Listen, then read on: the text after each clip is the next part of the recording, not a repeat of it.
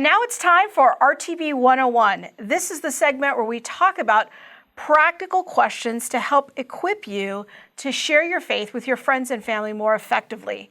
And I'm here today with my colleague and RTB's biochemist, Dr. Fuz Rana. Welcome, Fuz. Thanks, Krista. I should say welcome back. Yeah, I always enjoy our conversations, and I think that this is going to be a good one today. And one of my favorite verses, I know it's one of Hugh Ross's favorite verses too, is 2 Corinthians chapter 5, verse 20. It talks about how we Christians are ambassadors of the gospel.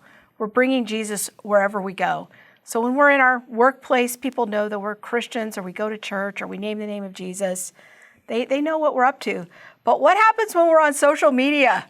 Like, there's so much breakdown on social media and how we communicate.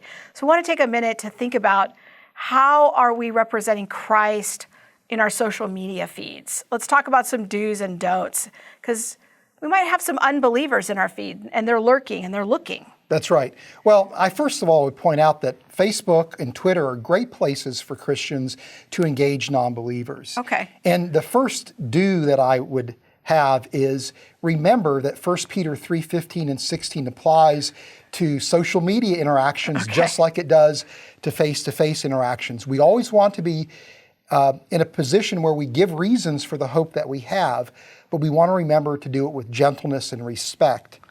And so one thing that I like to do is when I'm engaging a non-believer, I like to go to actually their Facebook page. I don't want to stalk them and get weird about it, but I want to learn about them. Okay. Who are they? What's their family like? Where do they work? What are some of their interests?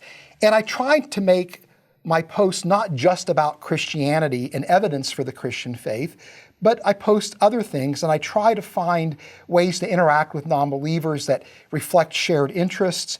If something is happening in their life that's worth celebrating, I celebrate with them. If something is difficult in their life, I want to let them know that I'm concerned about them, that I'm praying for them. So I try to treat them like a real person. Oh, that's really a good tip, because I think that sometimes we have a tendency to just think about what's in our own head, but in our own minds, but we don't often think about, well, how is this going to come across to the other person?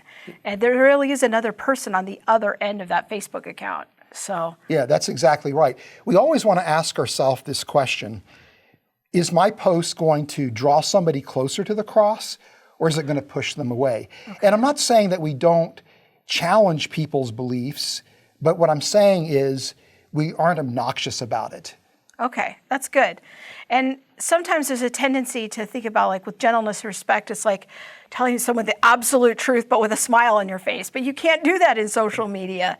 So you have to really kind of measure your words of what you're saying. Yeah, and one of the things that makes me cringe is when Christians lob the evidence bomb over the wall and let it detonate and not really be concerned about what happens on the other side of the wall. I'm just telling you the absolute truth. That's Here it right. is. Okay. And then it bothers me too when you see Christians take kind of a triumphalistic attitude or make derogatory statements about the intellectual capability of people who disagree with them.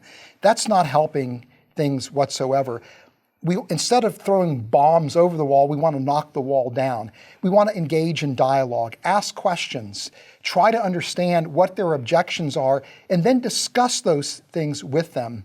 That's some really good advice. Sometimes I find that I learn from my mistakes. I'm wondering if you've ever made a mistake on social media because you're kind of a public figure, and you ever think like, all right, I wouldn't do that again. That didn't work out too well. Yeah, well, the two mistakes I've made, and I still make these mistakes, is one is sometimes I tend to assume what people believe as opposed to trying to find out what they believe. Okay. And another mistake that I make is sometimes not cutting off the interaction soon enough. There are some people, when you engage them as non-believers, they're simply not going to be moved towards your position.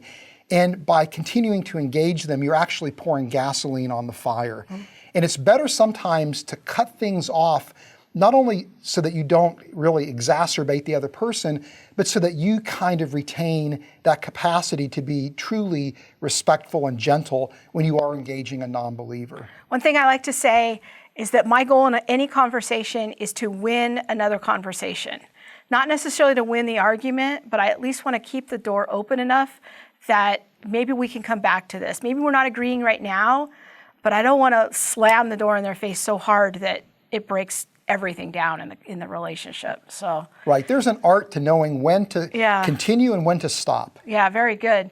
Dr. Fuz Rana, everyone, and if you'd like to follow Fuz on social media, you can check him out on Facebook and Twitter. Just search for Fuzzle Rana and get connected. Thanks, Fuz. Thanks, Krista. All right.